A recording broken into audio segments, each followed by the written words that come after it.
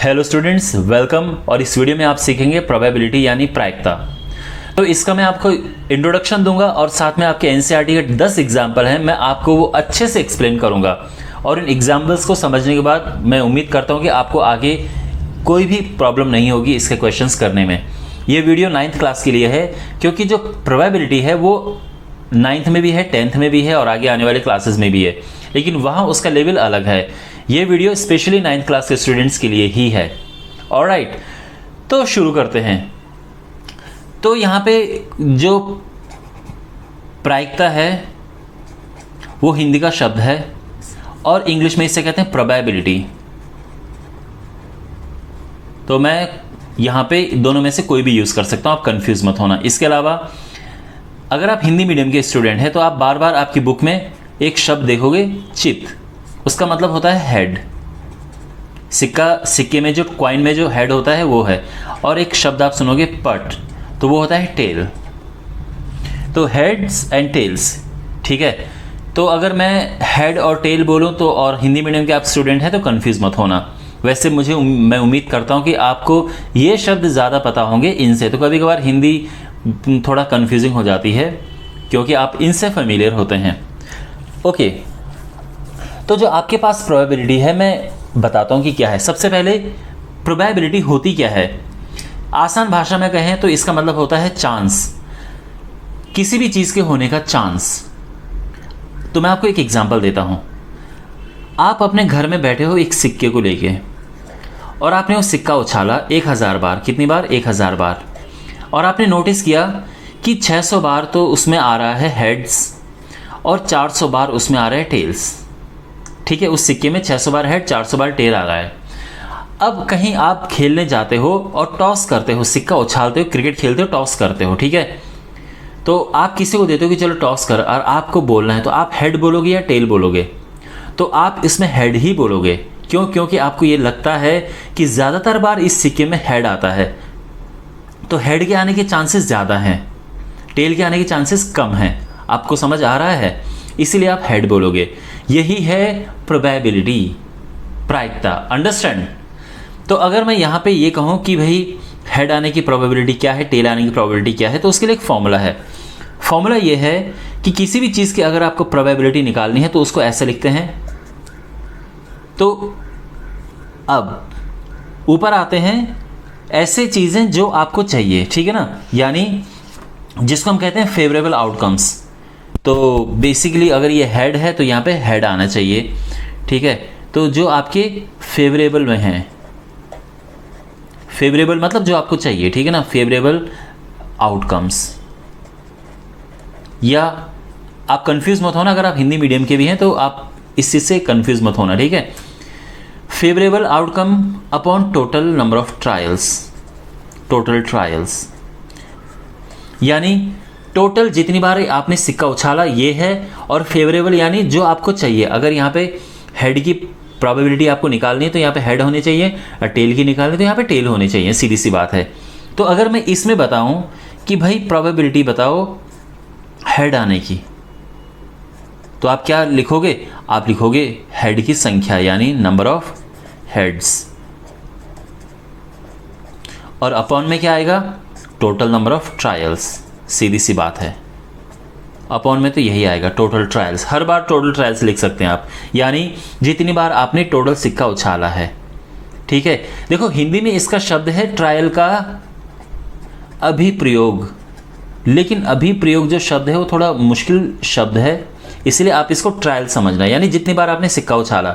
तो अगर मैं ये कहूँ कि हेड आने की क्या प्रोबेबिलिटी है, तो आप हेड कितनी बार आया? 600 बार।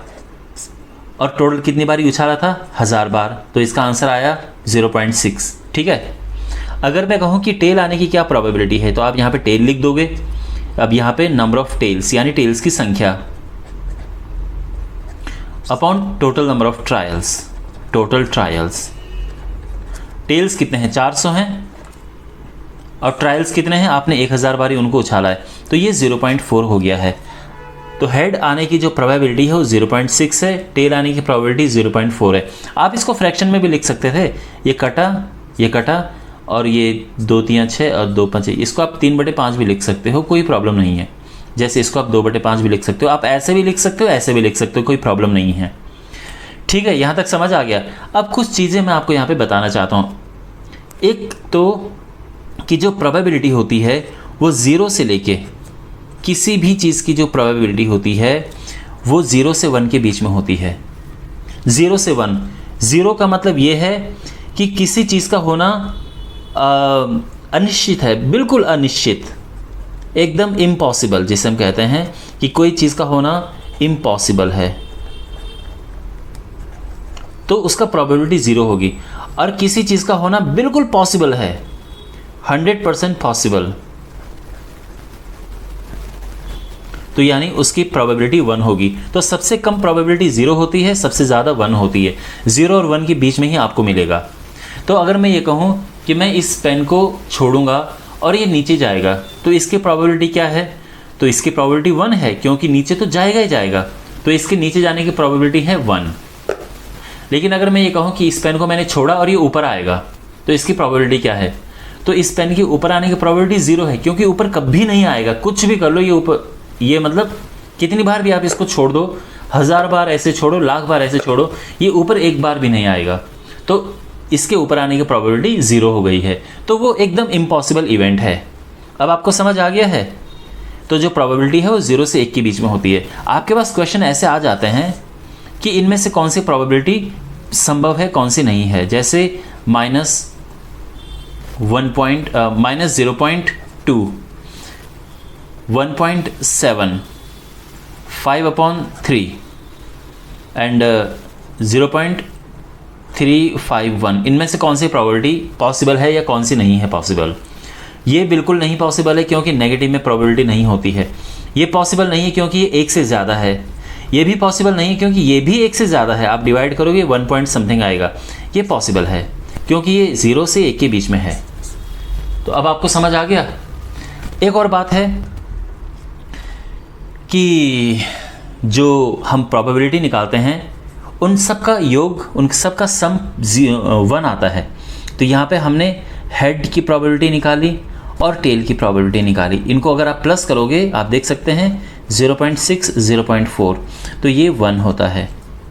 ठीक है, तो मान लो कि कोई आपने कुछ चीज़ आपने टॉस किया है या कुछ है, तो उसमें एक E1 हो रहा है, एक E2 हो रहा है, 2 चीज़ें उसमें आ रही हैं। तो अगर E1 होने की प्रोबेबिलिटी ये है और E2 की प्रोबेबिलिटी ये है, तो टोटल 1 होगा। लेकिन ध्यान रखना, सारी चीज़ें आप इसमें काउंट करोगे। अभी इसको मैं आपको और डिटेल में आगे समझाऊंगा, ठीक है।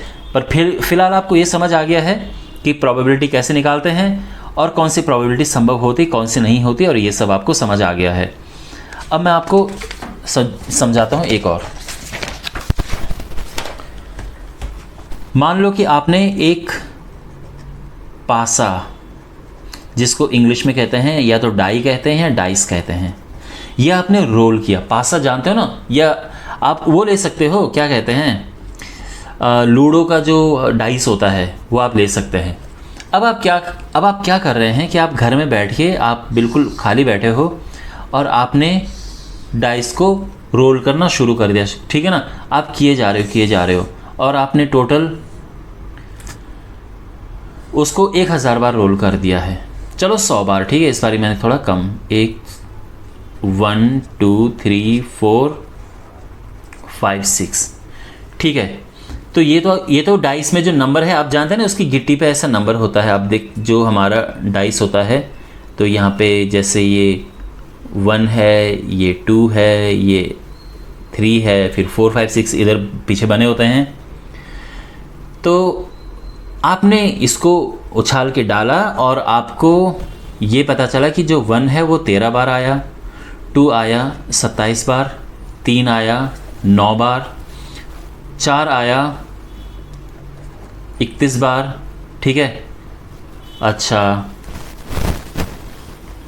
और 5 आया 15 बार और 6 आया 5 बार। आपने ये किया, ठीक है। आप इसको टोटल करोगे तो कितना आ रहा है, 40 80, ये पूरा 100 आ रहा है। आपने 100 बार सिक्का उछाला, सॉरी ये डाइस फेंका, ठीक है ना, रोल किया आपने ये। तो अगर आप उस डाइस को लेकर अपने दोस्त के साथ बैठे हो और आप दोनों खेल रहे हो कि चलो यार खेलते हैं कि किसका नंबर आता है, तो आप इनमें से कौन सा नंबर बोलोगे? तो बिल्कुल आप 4 बोलोगे, क्योंकि आपको पता है कि सबसे ज़्यादा बार 4 आया है, तो 4 आने की चांसेस या 4 आने की जो प्रोबेबिलिटी है वो सबसे ज़्यादा है। तो अगर मैं ये आपसे कहूँ कि क्वेश्चन है कि 4 आने की प्रोबेबिलिटी ज्ञात करो, 4 आने की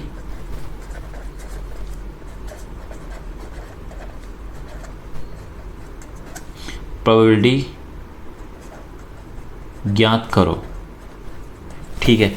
तो आपके पास 2-3 तरीके इसको लिखने के हैं। सबसे पहला तरीका लिखने का है ये है कि आप लिखोगे सीधा P4 लिख दो, फिर ये लिखो कि 4 की संख्या यानी जितनी बारी वो आया अपॉन कुल ट्रायल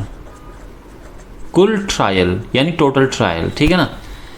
तो 4 कितनी बारी आया है? 31 बार, लेकिन टोटल आपने इसको 100 बार डाला है, तो यह आएगा 0.31। तो इस तरह से। या दूसरा तरीका ये है कि आप लिखो कि माना E बराबर है 4 का आना, तो उसको आपने E नाम दे दिया है। तो अब आप यहाँ पे ऐसा लिख सकते हो PE बराबर 4 की, ये पूरा बस यहाँ पे आप 4 की जगह पे E लिख सकते हो अगर आपने ये चीज़ अलग से लिख दी है, तो बाकी सारा सेम है, ठीक है ना। तो ये तो है 4 आने की जो प्रोबेबिलिटी है। अब यहाँ पे अगर आपके पास क्वेश्चन, अब देखो क्वेश्चन कैसे चेंज होता है, पे अटेंशन, ठीक से ध्यान दो।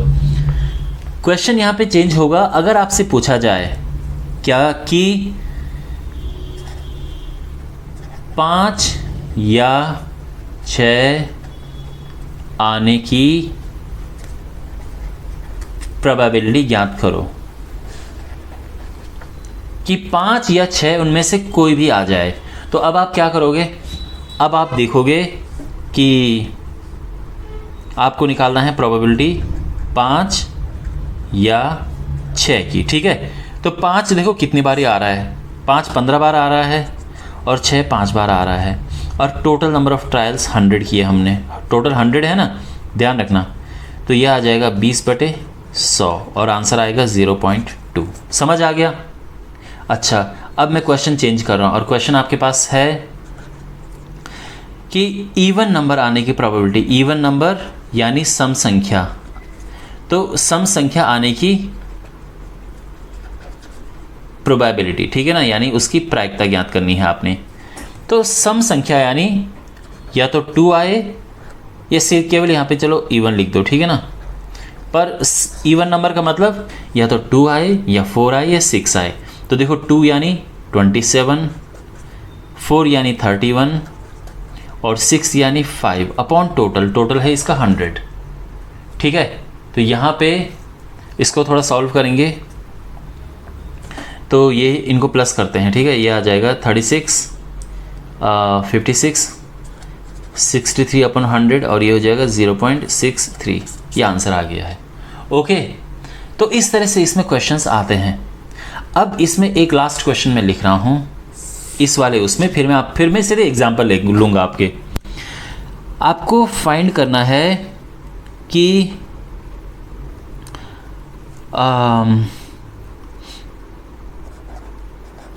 Not a multiple of 3।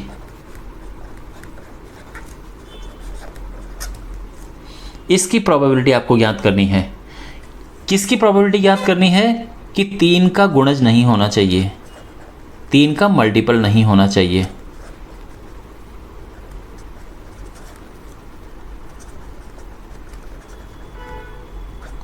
तो आपने कोई पासा फेंका और बताओ कि 3 का मल्टीपल ना आए, इसकी प्रोबेबिलिटी क्या है। तो देखो 3 का मल्टीपल कौन सा है? 3 का मल्टीपल खुद 3 है और दूसरा 6 है, ये दोनों 3 के मल्टीपल है। लेकिन क्वेश्चन क्या है कि ये नहीं आने चाहिए। तो इसका मतलब क्या है कि क्या आने चाहिए? तो पहले तो यहाँ पे लिखो, ये हो जाएगा, या केवल चलो ई लिख दो यहाँ पे, ठीक है, सीधे। अब यहाँ पे देखो ये नहीं चाहिए, ध्यान रखना क्वेश्चन में क्या बोला, 9, यानी ये दोनों नहीं चाहिए। तो अब क्या, या तो 1 आए या 2 आए या 4 आए या 5 आए। 1 का मतलब 13, 2 का मतलब 27 और 4 का मतलब 31 और 5 का मतलब 15। और इनको डिवाइड किया हमने 100 से, तो ये क्या हो जाएगा 40 71 86 अपॉन 100 और ये हो जाएगा 0.86। अंडरस्टैंड? तो आई होप आपको बेसिक आइडिया अभी तक लग गया होगा क्या है। अब जब हम एग्जाम्पल करेंगे तो आपको और अच्छे से सब समझ आएगा। तो एग्जाम्पल करते हैं।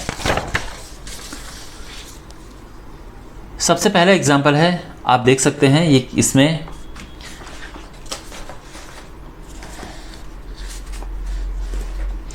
तो एक सिक्के को 1000 बार उछाला गया और हेड आया 455 बार। ठीक है, ये पहला एग्जाम्पल है। तो जो हेड आया वो कितनी बारी आया 455 बार, और टेल कितनी बारी आया 545 बार। हेड 455, टेल 545 बार। तो हमें बताना है दोनों की प्रोबेबिलिटी। तो देखो सबसे पहले हेड की प्रोबेबिलिटी निकालते हैं, यानी हेड की संख्या, नंबर ऑफ हेड्स अपॉन कुल ट्रायल्स, टोटल ट्रायल्स। ठीक है, समझ आ रहा है? हेड्स कितने हैं 455, टोटल ट्रायल कितने हैं, तो टोटल ट्रायल 1000 हैं, 1000 बारी किया ट्रायल, तो टोटल ट्रायल 1000 हैं। इसका डिवाइड किया तो आंसर आ जाएगा 0.455। और टेल्स की प्रोबेबिलिटी, तो टेल्स की संख्या, उसमें टेल्स ऊपर आएंगे, अपॉन कुल ट्रायल्स। तो टेल्स हमारे पास हैं 545 अपॉन कुल ट्रायल्स हैं 1000, तो ये हो जाएगा 0.545। Okay, clear? अब हम करते हैं, तो ये आंसर आ गया है, ये है और ये है। ठीक है, और अब आप यहाँ पे एक चीज़ नोटिस करना कि हेड आने की जो प्रोबेबिलिटी है और जो टेल आने की प्रोबेबिलिटी है, उनको अगर आप प्लस करेंगे तो ये 1 आएगा। 0.455 प्लस 0.545, तो ये प्लस करके 1 आएगा। और 1 क्यों आया? क्योंकि इसमें या तो हेड आता है या टेल आता है। अगर कोई तीसरी चीज़ आती और फिर आप इन दोनों को प्लस करते तो नहीं होता। ठीक है ना? यानी जैसे आपने देखा होगा, इसमें अगर आप इन सब की प्रोबेबिलिटी निकालोगे और उनको प्लस करोगे तो 1 आएगा। चलिए अब हम अगले एग्जाम्पल की ओर बढ़ते हैं। तो हमारा एग्जाम्पल 2 ये है। इसमें 2 सिक्कों को उछाला गया 500 बार, तो टोटल ट्रायल हो गए हमारे 500। कुल ट्रायल्स की संख्या 500 है। देखो, अगर आप हिंदी मीडियम के भी स्टूडेंट हो तो आप इनको इसी के हिसाब से पढ़ना। इसमें 2 हेड ये आए कितनी बार 105 बार। एक हेड आया कितनी बार 275 बार, और कोई भी हेड नहीं आया 120 बार। हमें बताना है हर एक क्या प्रोबेबिलिटी बतानी है, यानी 2 हेड की क्या है, 1 हेड की क्या है और 0 हेड की क्या है। तो बड़ा सिंपल है, 2 हेड की प्रोबेबिलिटी, तो 2 हेड कितनी बार आए 105 बार अपॉन 500, तो ये डिवाइड होके आ जाएगा कितना 0.210। ठीक है, अब 1 हेड की प्रोबेबिलिटी क्या है, तो ये है 275 अपॉन 500, तो ये हो जाएगा 0.550। ठीक है ना? और तीसरा हो जाएगा कोई भी हेड नहीं, यानी ये हो जाएगा कोई भी हेड नहीं यानी 120 बार अपॉन टोटल, तो टोटल ये है और ये आएगा 0.240। ठीक है ना? ये आंसर आ गया है। तो इस तरह से इसे करेंगे। आई होप आपको ये समझ आ गया होगा। अब हम अगला एग्जाम्पल करते हैं। अच्छा, यहाँ पे भी एक और चीज़ अब मैं आपको दिखाना चाहूँगा कि अगर आप तीनों को प्लस करें तो ये भी 1 आएगा। ठीक है? अच्छा, अब हमारे पास है 3rd एग्जाम्पल, और यहाँ पे अ डाई इज़ थ्रोन 1000 टाइम्स, यानी कोई पासा है जो कि 1000 बार फेंका गया है। तो जो कुल ट्रायल्स की संख्या है, टोटल ट्रायल्स, ये है 1000 बार फेंका गया, ठीक है। और आप देख सकते हैं 1 2 3 4 5 6 आ रहा है, तो हमें बताना है हर एक की प्रोबेबिलिटी बतानी है, हर एक की, ठीक है। तो ये आसान है। अब 1 आने की प्रोबेबिलिटी क्या है, तो 1 आप देख सकते हैं 179 टाइम्स है अपॉन 1000, तो ये आ जाएगा 0.179। फिर 2 आने की प्रोबेबिलिटी क्या है, तो ये 150 अपॉन 1000 आ जाएगा, और ऐसे सारे आ जाएंगे बिल्कुल सेम, ठीक है ना। 150 अब ये आ जाएगा 0.150, इस तरह से। तो बिल्कुल एक जैसे ही हैं, आप इसको आराम से खुद कर सकते हैं, ठीक है। अच्छा, अब हमारे पास अगला एग्जाम्पल है, तो एग्जाम्पल 4। तो यहाँ पे एक टेलीफोन की जो डायरेक्टरी होती है, यानी जिसमें फ़ोन नंबर लिखे होते हैं, 200 फ़ोन नंबर लिखे हैं, और उसमें जो यूनिट प्लेस है उसका ये बता रखा है। यूनिट प्लेस मतलब जैसे मान लो किसी का फ़ोन नंबर है, मान लो कि किसी का फ़ोन नंबर है 2513217892, तो ये कौन सा प्लेस है, ये यूनिट प्लेस है, ठीक है, इकाई की संख्या। तो वो जो फ़ोन नंबर है उनमें इसका ही नंबर ये बता रहे हैं कि यहाँ पे 0 22 बार आता है, यहाँ पे 1 26 बार आता है। आप देख सकते हैं टेबल में, यहाँ पे 2 आता है 22 बार, यहाँ 3 भी 22 बार आता है, 4 आता है 20 बार, ये सब लिखा है। तो क्वेश्चन ये है कि हमें बतानी है 6 की प्रोबेबिलिटी, कि आप उनमें से कोई नंबर उठाओ और सब उसके लास्ट में 6 आए, इसकी कितने चांस होंगे, इसकी कितनी प्रोबेबिलिटी होगी। तो सिंपल है, 6 की प्रोबेबिलिटी क्या होगी, तो सीधे यहाँ पे 6 वाला नंबर क्या है, 14 है, और टोटल 200 है, इसका डिवाइड कर देंगे। 0 पॉइंट, ये 0 लगा, 0 0 कटा,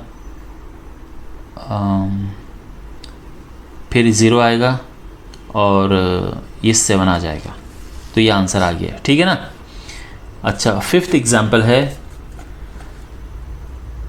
250 दिनों तक जो वेदर है यानी मौसम, वो 175 बार सही था, यानी टोटल जो है कितने टाइम तक नापा गया, टोटल ट्रायल ये 250 बार, लेकिन इसमें करेक्ट कितनी बार हुआ, ये हुआ 175, यानी 175 बार मौसम विभाग की जो जानकारी थी वो एकदम सही साबित हुई, बाकी टाइम गलत साबित हुई। तो क्वेश्चन है कि हमें प्रोबेबिलिटी बतानी है कि गिवन डे में वो करेक्ट हो, करेक्ट की प्रोबेबिलिटी बतानी है। तो आप सीधे प्रोबेबिलिटी लिखोगे, तो या तो आप यहाँ पे E लिख सकते हो, या फिर सीधे लिख सकते हो कि करेक्ट होने की प्रोबेबिलिटी। तो करेक्ट इन्फॉर्मेशन आए तो उसका नंबर ऊपर लिखो अपॉन टोटल ट्रायल। अब आप इसका डिवाइड करोगे तो क्या आएगा, 0.7 आ गया, ठीक है। और अगर ये पूछा हो जैसे, हाँ, अगर अब सेकंड पार्ट देखो कि प्रोबेबिलिटी नॉट करेक्ट, कितना प्रोबेबिलिटी, कितने चांस होंगे कि वो नॉट करेक्ट होगा। तो आपके पास 2 तरीके हैं। पहला तरीका कि नॉट, देखो बच्चों, मैं एक फॉर्मूला आपको बताने जा रहा हूँ, इस फॉर्मूले को ठीक से समझना। प्रोबेबिलिटी ऑफ नॉट ई का मतलब होता है 1 माइनस प्रोबेबिलिटी ऑफ ई, ठीक है। तो यहाँ पे जो भी नॉट करके लिखा हो 1 में से वो चीज़ माइनस कर दो। तो जैसे नॉट करेक्ट है ना, ये होगा 1 माइनस प्रोबेबिलिटी ऑफ करेक्ट। ये ध्यान रखना, नोट कर लो कहीं पे, 3-4 बार इसको मुंह से बोलो कुछ भी, बट ये बहुत इंपॉर्टेंट है। अभी इस पे क्वेश्चन भी आएंगे काफ़ी सारे। तो करेक्ट की प्रोबेबिलिटी 0.7 है, तो ये 0.3 आंसर आ गया। एक तरीका ये है। दूसरा, यहीं से देखो, अगर 175 बार उनकी सूचना इन्फॉर्मेशन सही थी, तो गलत कितनी टाइम थी, यानी नॉट करेक्ट कितनी बारी हुआ हो। तो 250 में से 175 माइनस करो, कितना आएगा, ये बचेगा 75 आएगा। तो नॉट करेक्ट इतनी बारी है, तो इसकी प्रोबेबिलिटी निकाल दो तो सीधे निकल जाएगा। यानी अगर आपको निकालना है कि इन्फॉर्मेशन करेक्ट नहीं थी तो वो हो जाएगा 75/250 और अब भी 0.3 ही आंसर आएगा। ठीक है ना, ये समझ आ गया। अगेन इसको आप नोट कर लो, बहुत इंपॉर्टेंट है। अब हमारे पास एग्जाम्पल है, एग्जाम्पल 6।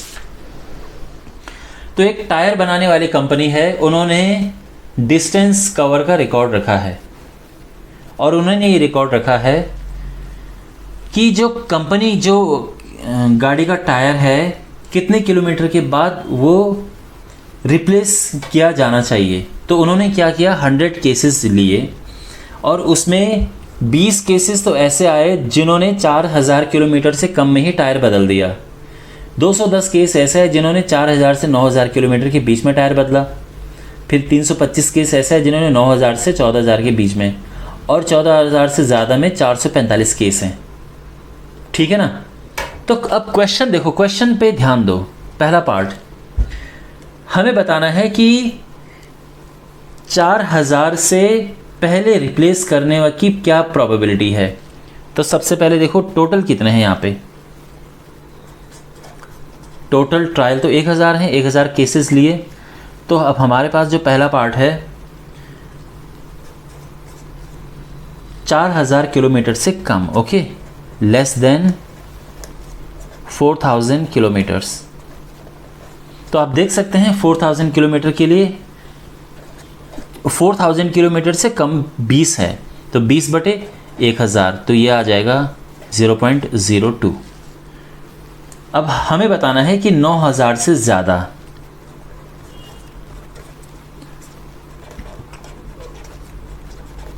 More than 9000।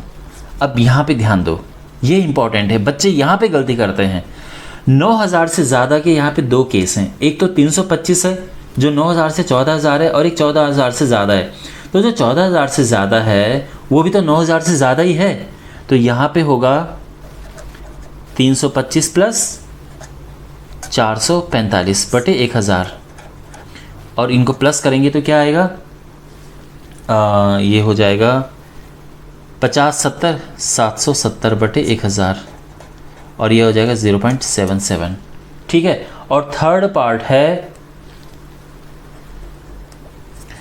कि 4000 किलोमीटर से 14000 किलोमीटर के बीच में टायर को रिप्लेस करना है।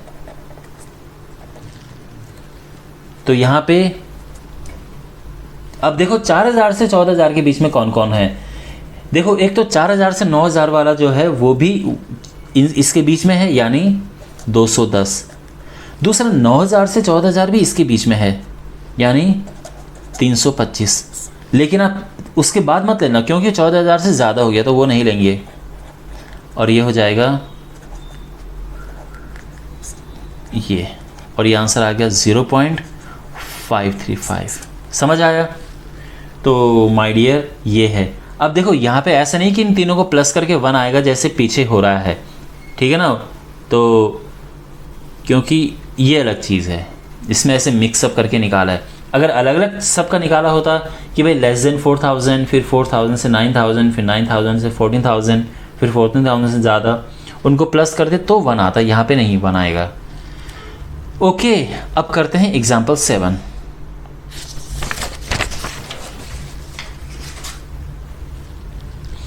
तो यहाँ पे यूनिट टेस्ट में एक बच्चे के मार्क्स लिखे हैं, और यूनिट टेस्ट 1 में उसके 69% मार्क्स हैं, यूनिट टेस्ट 2 में 71, फिर यूनिट टेस्ट 3 में 73, इस तरह से हैं। तो हमें बतानी है प्रोबेबिलिटी कि उसके 70 से ज़्यादा मार्क्स आए, 70% से ज़्यादा। Okay, that student gets more than 70% mark in unit test. तो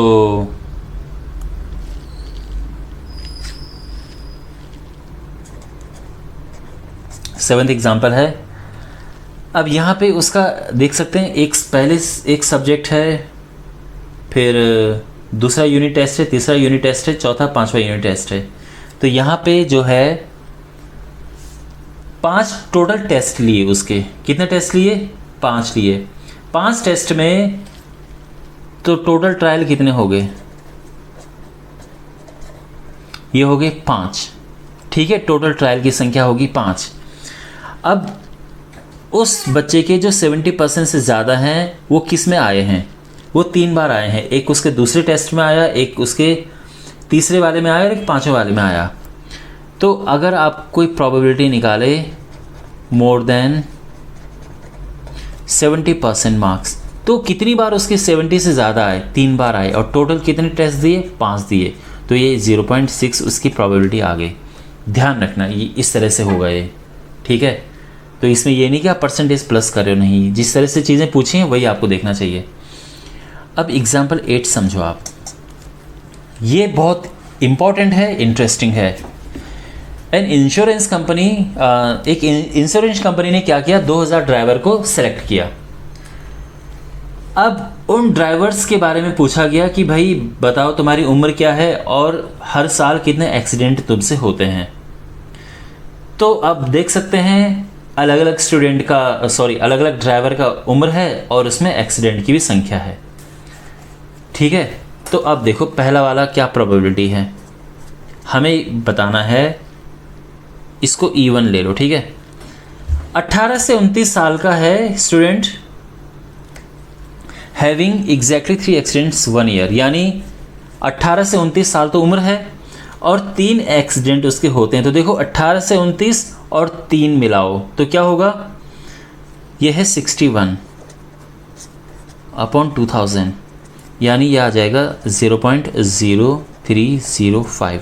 आप समझ रहे हैं? तो यहाँ से हमें देखना है 18 से 29 और इधर देखना है कि 3 एक्सीडेंट एग्जैक्टली 3, तो 61 है। दूसरा क्या पूछा है?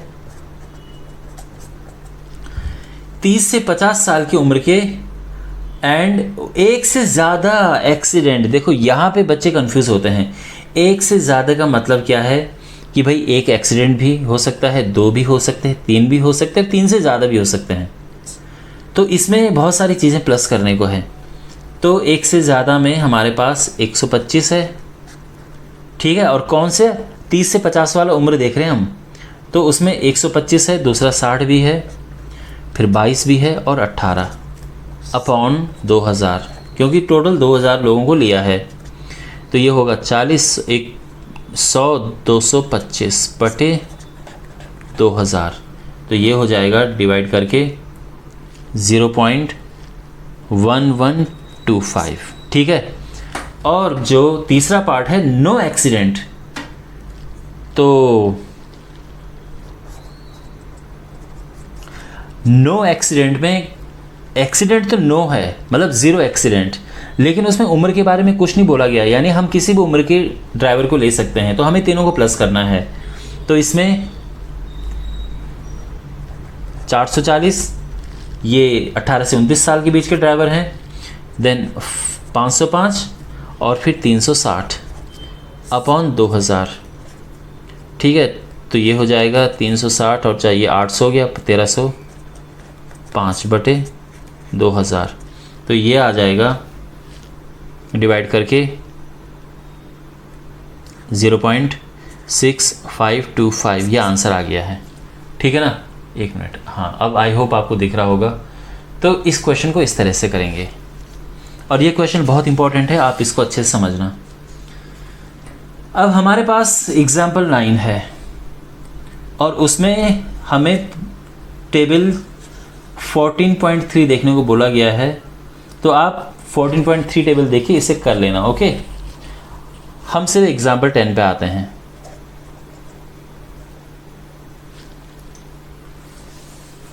तो इसमें 5 बैग हैं सीड्स के और 50 सीड सेलेक्ट किए गए।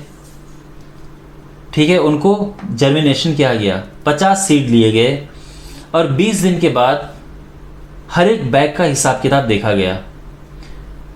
तो क्वेश्चन ये, अब हमारे पास 5 अलग अलग बैग हैं। तो बैग में क्या है कि बीज निकाल के उन बीजों को बोया गया, जर्मिनेशन का मतलब है कि वो बीज से पौधे निकलना।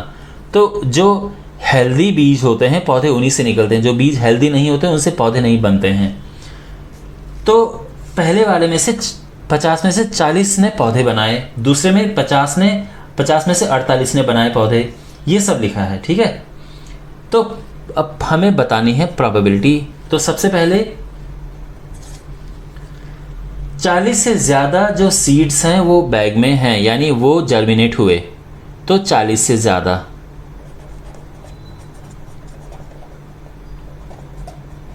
मोर देन 40, और हमें इसका निकालना है 40 से ज़्यादा का। तो यहाँ पे आप देख सकते हैं 40 से ज़्यादा किस में है। देखो 40 से ज़्यादा की बात करेंगे तो हम 40 नहीं लेंगे, ध्यान रखना, ठीक है। तो उसमें हमें लेना होगा, एक तो दूसरे नंबर का बैग है जिसमें 48 हैं, तीसरे नंबर का बैग है जिसमें 42 हैं, और पाँचवें नंबर का बैग है जिसमें 41 हैं। टोटल 3 बैग ऐसे हैं जिसमें 40 से ज़्यादा निकले। टोटल 5 बैग थे, ये 0.6 आ गया है। सेकेंड, 49 सीड्स हैं, किसी बैग में 49 सीड्स हैं, ठीक है। 49 बीज हैं, कोई है ऐसा दिख रहा है? कोई भी नहीं है, 0.5, ये 0 होगी प्रोबेबिलिटी। और तीसरा 35 से ज़्यादा, मोर देन 35। वेल, तो आप देख सकते हैं सारे 35 से ज़्यादा हैं। तो आप चाहो तो सबको, अब देखो पहला बैग, दूसरा, तीसरा, सारे बैग में, यानी पांचों के पांचों बैग में 35 से ज़्यादा सीड्स हैं। तो ये डिवाइड कर, तो 5/5, यानी इसकी प्रोबेबिलिटी 1 आ गई, ठीक है। ये है। तो ये माय डियर, मैंने प्रयास किया कि आपको इस वीडियो में अच्छे समझ आ जाए सारा 9th क्लास का प्रोबेबिलिटी। फिर भी कोई डाउट हो पूछना कमेंट बॉक्स में।